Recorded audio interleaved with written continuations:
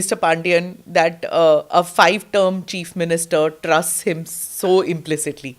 I also keep asking him this. I'm still waiting for an answer from him. Okay. Perhaps we both share that commitment for people, Okay. something which I got inspired from him. Right.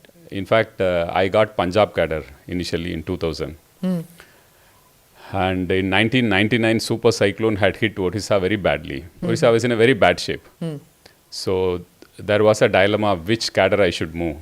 So I decided to go to Odisha because Mr. Naveen Patnaik had taken over as Chief Minister of Odisha, and the director of our academy said that go to Odisha, you will get great chance to work, and there is an honest person who has become Chief Minister, Okay. so you will get great scope to work. So that's how I came to Odisha, and from that day I got great deal of independence to work in whichever post I have been, whether it is sub-collector or additional district magistrate in Rourkela or as district magistrate in 2 districts, including his own district. What was the first meeting that you had with Mr. Naveen Patnaik? Tell me about that. I was sub-collector, a young sub-collector. He had come to inaugurate some projects Where was this? in Kalahandi, Kalahandi. Dharamgad. So that was the day he was, it was 2003 or 3. So that was the time India Today had adjudged him as one of the top chief ministers of the country, first time. So he had come with that India Today and he was reading that magazine. Okay. So that is the first memory I have of our Honorable Chief Minister. And what was your first impression when you met He him? was unlike a political person. Whatever stereotype one has about a political leader, he was completely unlike. Very warm, very down to earth, very humble, and had an eye for good work. He had come and he immediately appreciated me for 2-3 things, which I thought was very nice of him to tell to such a junior officer. What was the work? He spoke about the paddy procurement which I was doing, Okay. which the administration was doing. Kalahandi used to be a food deficit district. Yes. Kalahandi was known for those. I remember as a journalist, my generation of people would Koraput and Kalahandi would be the dark zones of the Absolutely. country, of famine, of food shortage, and or always starvation starvation deaths and Yes. child sale and all those things used to happen. Yeah. So during our chief minister's time, the face of Kalahandi actually changed. He brought in irrigation in a large scale. So he transformed the grey areas of drought-prone areas into green areas. So we have food surplus in Kalahandi. When I was posted there in 2003-4, we have to sell a lot of paddy. That was a big challenge, and ensuring minimum support price for the farmers. And from subsistence agriculture that was practiced out there. Yes. And bare subsistence, even if I Absolutely. might say that. Absolutely. You were selling it for rest of the state. Absolutely. That's one of the biggest transformations the Chief Minister had done for Odisha. In 2000, we used to be a food deficit state. We used to depend on Punjab, Haryana, other states for our own food security. The public distribution system will wait for rail wagons to come from other states. Okay. So if the wagons are delayed, the food security and the public distribution system will get delayed. So the Chief Minister decided that Odisha has so much of water, so much of fertile land. So one of the biggest challenges he took was that he will transform the agriculture of Odisha. Okay. So he invested heavily in irrigation, he invested in agriculture practices, and in 7 years, 8 years, Odisha had become self-sufficient. In food grain production, it became self-sufficient. Okay. In 11 years, Odisha became food surplus. That is one of the biggest transformations we brought, and now we are the 3rd largest contributor to the country's food security. So from a food insecure state, Odisha has become a food surplus state. Contributing to absolutely. The 3rd biggest contributor. Okay. So the steps that he took, did he have, were the people of Odisha completely on board? Was his political party completely on board when he was bringing these transformative changes? I think people were very happy with whatever he was doing in every field. Whether it is disaster management, where he has set global benchmarks, or food security, or tribal empowerment, or education, every field. That is why perhaps he got pro-incumbency instead of anti-incumbency, Yeah. which sets in even after one term, anti-incumbency sets in. Yeah. He is now 5-term chief minister, and in every election, his margins go high, his vote percentage is going high, and perhaps he will repeat the same in 2024 as well.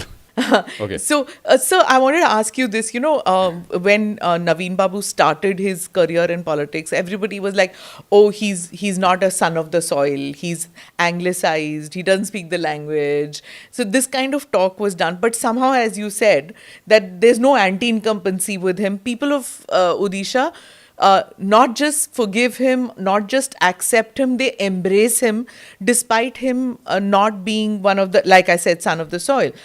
So how does that work? How are people of Odisha not so parochial, should I say, or so language chauvinistic that they want somebody who speaks fluent, pure Odia? I think language is to connect with people, the masses. He does it very well.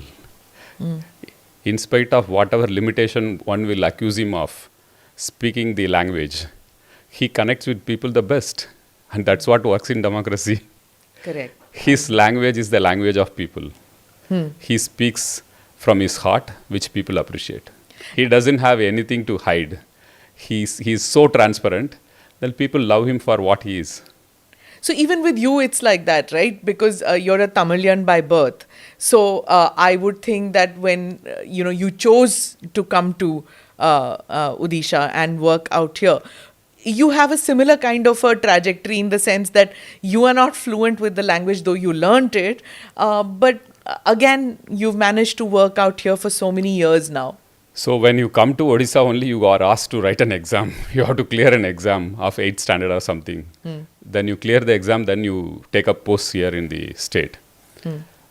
So I think language is not a limitation if you know people and you understand their issues. You solve their issues. People are more concerned about how transparent one is with them and how committed are they to their cause. Yeah. I think that really works, and that's an inspiration one gets from the chief minister as well. See, But even though I won't agree that he is not so fluent, I'm talking with when he came to politics. Oh, that time, yeah. At right. that time, he Okay, was okay. like, he was considered like, somebody not accustomed to, living here in Odisha. Yeah. He'd come from outside and he had, even his English was, anglicized English.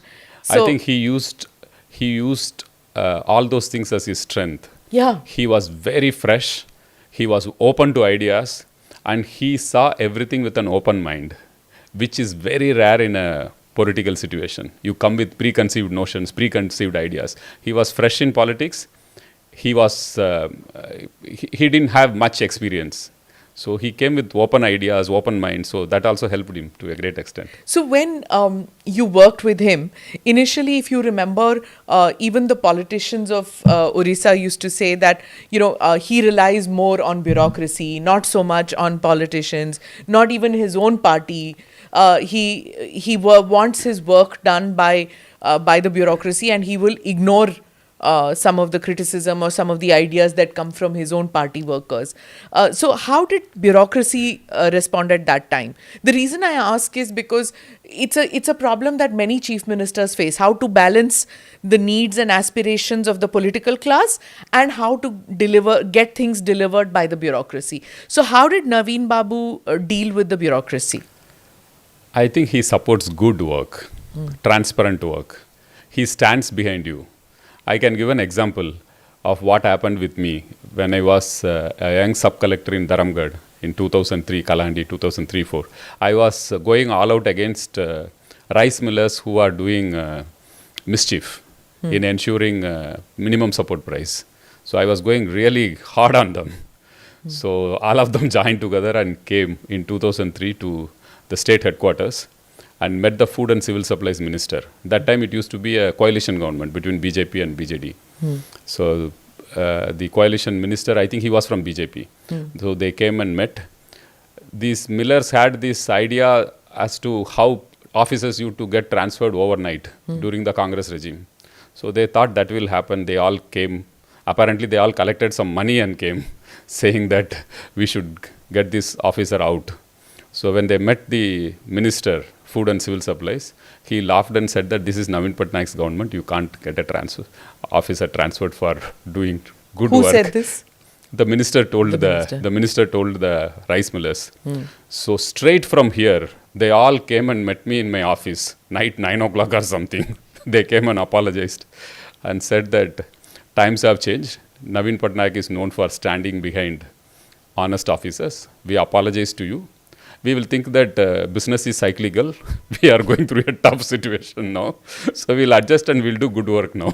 Yeah. That's what they said. So there was no threat at that time. I mean, of course, bureaucrats across the country have that experience where business owners who are used to a certain way of doing it, and if bureaucrats don't do it, like sand mining and those kind of mafias. Actually, I think the first year of his arrival, the chief minister arrested 4 or 5 super class contractors who are supposedly ruling the state.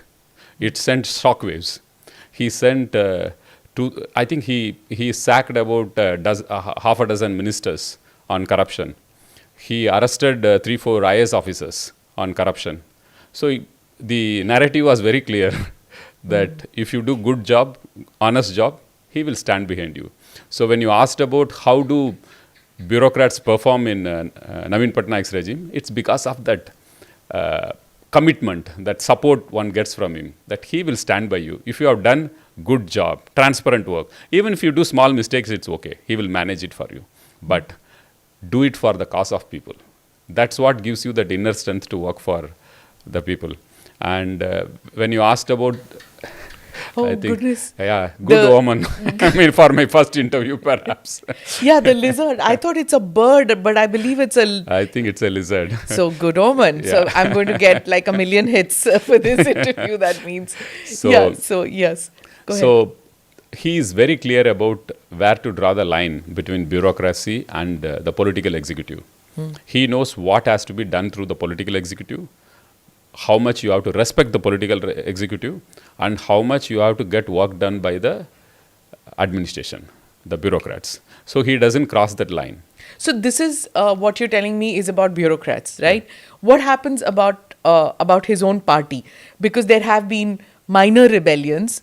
Mr. Pandian, if you see the area around your state, there have been so many rebellions. When you see Jharkhand, when you see Bihar, you see, and you go a little further, you see other states also. You see Madhya Pradesh, and then there have been rebellions within. But somehow it doesn't happen here.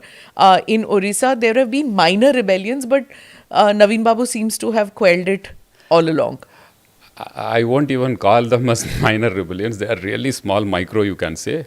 Basically, ego issues are super confident or overconfident, some people trying some mischief. If the leader is so popular amongst people, if you are going to do a rebellion against him, it's going to finish your political career. And that is the very reason why in Odisha nobody has tried any rebellion. He is so popular. You have to be there to see how people love him. They wait for 4 or 5 hours just to have a glimpse of him for half a second. What kind of love and affection people have for him. Yeah. So I don't think anyone dares to do any rebellion